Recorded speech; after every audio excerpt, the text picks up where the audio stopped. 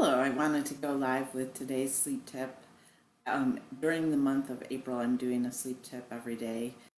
It might be a live tip, but make sure you join if you're having problems sleeping. And on April 15th, I will be doing a free webinar about sleep.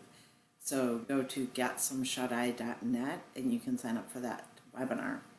So today I want to talk about one thing that falls under managing your stress. So in the Get Some Shut Eye Sleep Method, there's 5 pillars that I talk about, and one of those is managing your stress during the day, which can be particularly challenging during a pandemic. So the tip I want to talk about today is just the amount of time you're spending looking at news or watching social media. So one of the things that I have found helpful is limiting just picking a certain time of day and the length of time where I'm going to get my coronavirus updates related to business and health as well.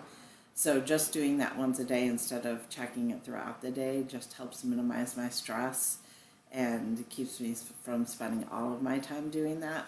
I also think it's really important to pick the right news source for you. So if you want to choose a news source that's reliable, that's data-based and based on science. So I try to get updates through the World Health Organization or the CDC or local Department of Health. They're typically my sources. But you want sources that are data-driven, based on science, but also focused on our common humanity and that people in general are good. So you don't want to go to a news source that focuses on the negative and the bad side of people. Look for a news source that talks about the helpers and the good while being realistic about the situation that we're in. So those are my tips as far as limiting your consumption. I also would not use social media to get your information. So don't read all those posts that are out there about coronavirus on social media. A lot of times they'll get you all worked up and most of them aren't even true.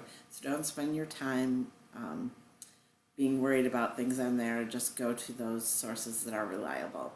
My second tip is also to try to limit the amount of time you're spending just worrying about things related to the coronavirus. So what I try to do is set a time in the morning where I think about any worries I have related to the virus. Maybe it's our health, our family's health, our financial health, my business, and I'll think about the worries that I have, think about what's under my control and what actions I can take related to those and what actions I want to take that day.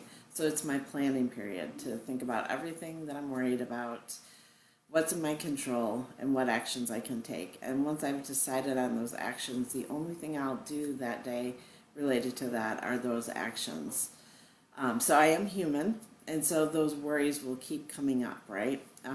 Because we are bombarded with things, and I'll notice I can't do things. So it's common. I'm continually being reminded of the situation we're in.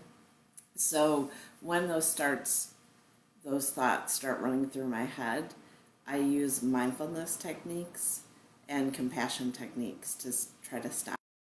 So if I start noticing that I'm worried again about finances or about my mom's health, I will just remind myself it's okay.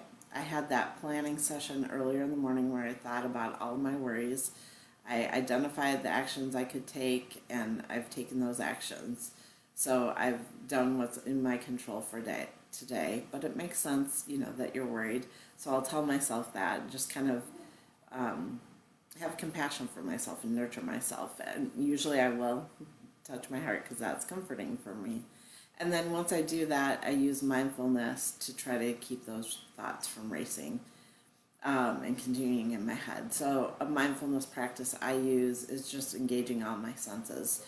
So looking around wherever I am and naming some things that I see. Like right now I see a picture of an elephant and I see a blue vase. And then I'll also list what I hear. I can hear the traffic going by. I can hear a dog barking.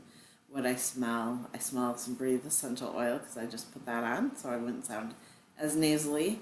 What do I feel? I feel my feet pressing down into the ground. I can feel the fabric of my pants right now. So by engaging the senses, it brings me back to the present. And then when the thoughts start coming again, I'll just do that again and ground myself in the present. If you don't like mindfulness practice to ground yourself in the present, you could also sing a song. Singing a song helps bring you to the present as well. If it doesn't drive your quarantine family members crazy, that's something you could do. So, to limit your stress during a pandemic, limit the amount of time that you're consuming media or news and social media, limit to a trusted source. If you do, there's someone in Evanston who posts a daily review or daily notes, key points from Governor Pritzker's updates and press conference. I'll see if she'll allow me to share those, because that is one way that I get a shorter update, because I think there's a lot of information there, a lot of science and data-based information, and based on our common humanity. But I don't always have time to listen to those long press conferences, so I really enjoy her synthesis of the notes. So I'll see if I can share those to my Facebook page so that you guys can access those if that's something you want. But limit your consumption of news and try to prevent yourself from overthinking and worrying about this all day using the mindfulness and compassion tips that I suggested. So like I said, every day I'll talk about a tip from one of the pillars. So today we talked about a tip related to managing your stress. And managing your stress during the day impacts your sleep, because when your cortisol levels are too high, it's hard to sleep. And as a reminder once more, I have a free sleep webinar on April 15th, so you can sign up for that under getsomeshuteye.net. I hope you guys have a great day. Enjoy the warmer weather that we have here, but do it safely and stay the fuck at home. Thanks.